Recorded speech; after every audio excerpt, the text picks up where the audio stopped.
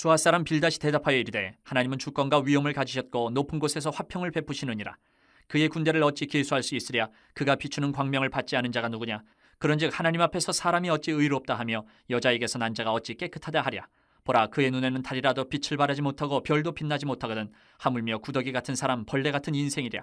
욥이 대답하여 이르되 내가 힘없는 자를 참 잘도 도와주는구나. 기력 없는 팔을 참 잘도 구원하여 주는구나.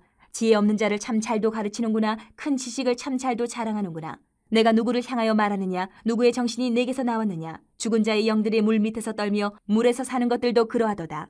하나님 앞에서는 수월도 벗은 몸으로 드러나며 멸망도 가림이 없음이라. 그는 북쪽을 허공에 펴시며 땅을 아무것도 없는 곳에 매다시며 물을 빽빽한 구름에 싸시나 그 밑에 구름이 찢어지지 아니하느니라. 그는 보름달을 가리시고 자기의 구름을 그 위에 펴시며 수면의 경계를 그으시니 빛과 어둠이 함께 끝나는 곳이니라. 그가 꾸짖으신즉 하늘 기둥이 흔들리며 놀라느니라.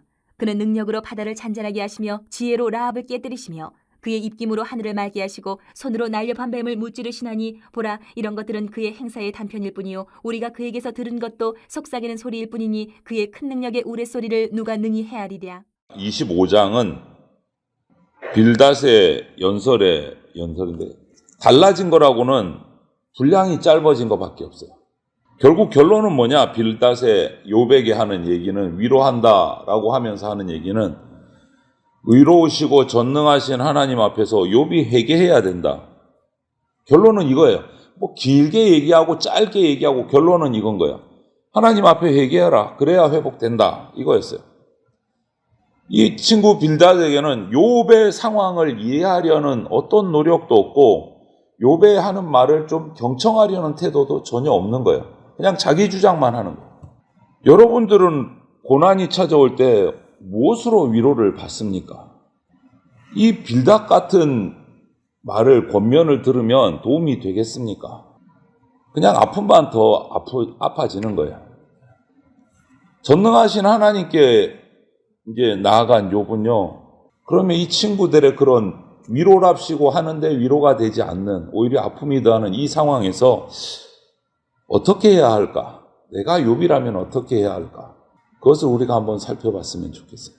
먼저 26장 1절부터 4절은 욥이 빌닷의 권면을 듣고 좀 거칠게 반응을 해요. 거칠게. 욥의 처지를 빌닷은 전혀 배려하지 않고 정말 독한 말로 정죄만 합니다. 독한 말로. 그래서 욥은 이 교훈이 힘없는 자에게, 무기력한 자에게 도움이 되겠느냐, 이렇게 표현해요. 야, 빌닷아, 네가 하는 이 교훈이 정말 힘도 없고 무기력한 사람에 도움이 안 된다, 이렇게 얘기하는 거예요. 도움이 안 된다. 지체들의 처지를 전혀 배려하지 않고 그냥 내뱉는 이 빌닷의 권면은요, 그냥 자기 지식을 자랑하는 것밖에 안 되는 거예요. 위로의 말이 되지를 않는다. 여러분, 고통당하는 사람에게 이 빌닷과 같은 말은 아무런 도움도 위로도 교훈도 안 됩니다. 그냥 더 낙심이 되는 거예요. 어떠세요? 그러면은 욥이 아니고 빌닷의 자리에 가면 나는 어떤 권면을 하고 있나? 고난 중에 있는 지체들에게 그 사람의 처지를 좀 배려하고 공감하면서 권면을 하십니까? 어떻습니까? 아니면 빌닷처럼 그냥 내가 아는 지식을 다다다닥 쏘아붙이기에 바쁩니까? 많은 사람이 섣부르게 권면을 하다가 지체들의 마음을 더 아프게 하는 경우가 종종 있습니다. 고난 중에 있는 지체들에게 배려 없이 던진 말이 오히려 상처를 아물게 하는 게 아니고 상처에다가 소금을 뿌리는 격이 되는 경우가 있다. 더욱이 여기다가 더해서 권면을 하는데 하나님의 이름으로, 하나님의 말씀으로 한다고 하는데 소금 뿌리는 상황이 되면 이건 더 치명적인 거예요. 우리도 살펴봐야 돼요. 내가 그리스도인으로서 복음을 전한다고 하면서 오히려 그 사람에게 그 사람의 상처를 보듬어 주는 게 아니고 더 상처나게 한 적은 없는가? 그냥 하나님의 말씀을 지식적으로만 전하다가 고통을 준 적이 없는가? 우리는요, 우리가 권면하는 상대가 어떤 상태에 있는지 먼저 이해할 필요가 있어요.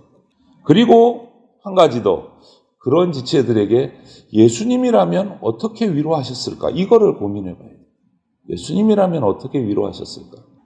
우리 주님은 성경에 이렇게 표현하고 있습니다. 상한 갈대를 꺾지 않으시며 꺼져가는 심지를 끄지 않으시는 분이다. 이게 우리 주님을 향한 표현이에요. 그리고 부정한 우리 몸에 손을 직접 대셔서 치료하시는 분이세요. 정말 위로자이시고 참된 위로를 주시는 분이다. 이런 모습을, 예수님의 모습을 본다면 위로라는 것은요, 어떤 큰 지식에서 나오는 게 아닌 것 같아요. 우리 주님을 보면서 정말 제대로 된 위로, 제대로 된 도움은 사랑과 배려에서 나오는구나. 우리가 이것을 보게 되는 거죠. 그리고 26장으로 이제 넘어가서 보면 욥은요, 하나님의 주권, 하나님의 위엄에 대해서 설명을 합니다. 빌닷은 하나님을 어떻게 이해했냐면, 하나님은 권능자이다, 위엄이 있으신 분이다, 높으신 곳에서 우리를 다스리시는 분이다. 거기까지가 빌닷이 이해한 하나님이야. 높은 곳에 보좌에 앉으셔서 우리 인간을 통치하시는 분. 그런데 욥의 이해는 그게 아니에요. 더 넓어졌어요. 욥은 더 풍성하고 더 깊게, 그냥 높은 곳에서 우리를 그렇게 통치만 하시는 분이 아니고 수월과 멸망을 꿰뚫어 보시고, 오늘 말에 그 26장의 표현을 보면 땅을 허공에 매다시고 물을 구름에 싸시고 수면에 경계를 그으시는 분이시다. 아주 세밀하시고 꼼꼼하시고 우리를 찾아오셔서 다스려 주시고 보듬어 주시는 분이다 라고 표현해요. 끝없는 지혜로 만물을 창조하셨고 그냥 내버려 두시는 게 아니고 아주 세밀하게 다스려 주시는 분이다 라고 표현을 해요. 여러분, 우리는 정말 수월에 빠지는 것 같은 그런 고통의 순간에도 이런 전능하신 하나님을 바라봐야 됩니다. 수월 같은 고통이 우리에게 닥쳐와도 하나님이 우리를 지켜보고 계신다. 이것을 잊어버리면 안 돼요. 실상은 하나님은 우리를 다 살피고 계세요. 우리 머리털까지도 세시는 분이십니다. 지혜로 다스리세요. 사도 바울은 감옥 속에서도 하나님의 그 다스리심을 믿고 찬송했잖아요. 고통 가운데 있을 때 하나님이 우리를 보고 계시다. 이것을 잊어서는 안 돼요. 그분만이 우리의 억울함도 아시고 우리에게 진짜 위로를 주시는 분이시기 때문에 지금 우리가 고통 속에 혹시 있을지라도 그 고통의 터널 끝에서는 빛이신 주님이 기다리고 계신다라는 것을 믿고 이겨내야 된다. 환난 중에도 우리를 지켜보고 계신다. 하나님께 소망을 둬야 된다. 그리고 11절부터 14절을 보면 하나님은 꾸짖으심으로 하늘 기둥을 흔드시며 놀라게 하신다. 능력으로 바다를 잔잔하게 하신다. 입김으로 하늘을 맑게 하신다. 또 라합을 깨뜨리시고 날렵한 뱀을 무찌르시는 분이시다. 이렇게 표현해요. 놀라운 능력을 표현하는 거예요. 이런 하나님 앞에서 우리가 아는 지식은요, 정말 속삭이는 소리밖에 안 돼요. 여기서 우리가 하나 또 알 것은 라합을 깨뜨리신다.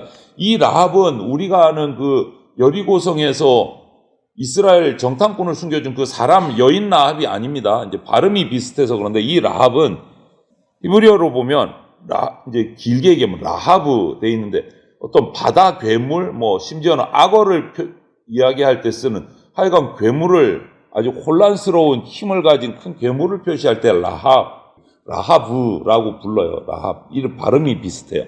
그것을 바다에 그 라합을 깨뜨리신다. 괴물을 깨뜨리신다. 이런 뜻이에요. 그 여리고성의 라합 여인이 아닙니다. 착각하지 않으시면 되겠고. 이렇게 하나님의 큰 능력, 오늘 성경을 보면 우레소리 같은 능력, 우리가 헤아릴 수가 없다. 이렇게 표현을 해요. 그런데 빌닷은 단순하게 얘기하잖아요. 높은 곳에서 우리를 다스리신 분, 우리는 그러니까 납작 엎드려서 무조건 회개해야 된다. 그게 아니다라는 거죠, 욥은. 세상이 혼돈에 빠졌을 때 하나님은 그냥 그것을 두고 보시지 않으십니다. 전능자이시기 때문에 그 혼돈을 제압하시고 능력으로 질서를 회복시키시는 분이세요. 그래서 우리는 이해할 수 없는 이 고통의 순간에도 하나님이 회복시키실 것을 소망하고 있어야 돼요. 우리는 고통에 빠지면 하나님이 나를 징계하시는 것보다 하고 그냥 하나님과 관계가 끊어지는 경우가 있는데 결코 그래서는 안 된다. 오늘 지금까지 욥기를 묵상해 오면서 욥이 원망도 했어요. 불평도 했어요. 그럼에도 불구하고 결코 선을 넘지 않아요. 하나님을 부인하지 않아요.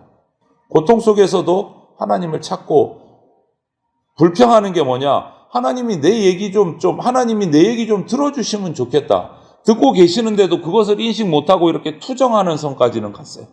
하지만 하나님은 없다. 하나님 안 믿어. 이제 안 할래. 이렇게 말한 적이 없다. 우리가 이 선을 넘으면 안 돼요. 하나님은 듣고 계십니다. 보고 계세요. 그럼에도 불구하고 우리 인간의 입장에서, 저와 여러분들 입장에서 보면 인생을 살아가면서 때로는 정말 이유를 알 수 없는 어려움들이 찾아올 때가 있어요.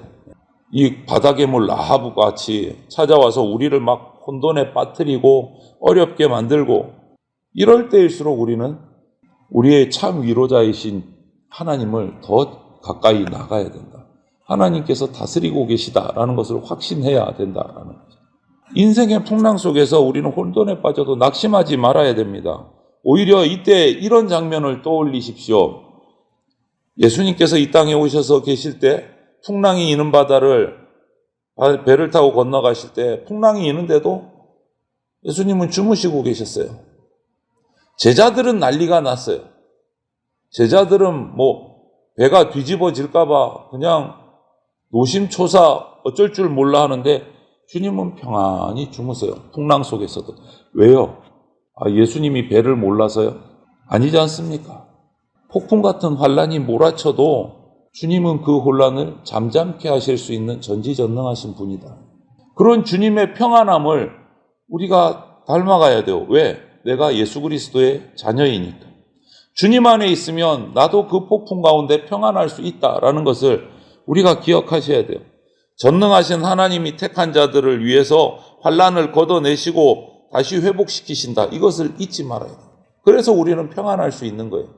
어려움 속에서도, 고통 속에서도 내 능력을 생각하면 평안할 수가 없어요. 내가 주 안에 있기 때문에 주님의 능력으로 평안할 수 있는 겁니다. 그러므로 성도는 큰 어려움이 찾아올지라도 다시금 회복시키시는 그 능력의 하나님을 신뢰해야 한다라는 것. 우리 주님은 고난 중에 있는 자들에게 참 위로가 되시는 분이십니다. 우리는 고난 중에도 그분을 바라봐야 돼요. 우리의 시선은 주님께 딱 꽂혀 있어야 돼요. 주님께. 어떤 상황 속에서.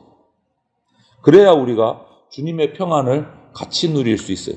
딴 데로 시선을 돌려버리면 흔들립니다. 딴 데로 시선을 돌립니다. 우리가 주님께 시선을 딱 고정하고 있을 그때 세상이 줄 수 없는 위로와 평안을 우리가 받을 수 있다라는 것을 꼭 기억하시고 오늘도 살아가시면서 하나님을 신뢰하고 하늘의 위로와 소망을 받으면서 살아가는 저와 여러분들이 다 되시기를 주님의 이름으로 축원을 드립니다. 아멘.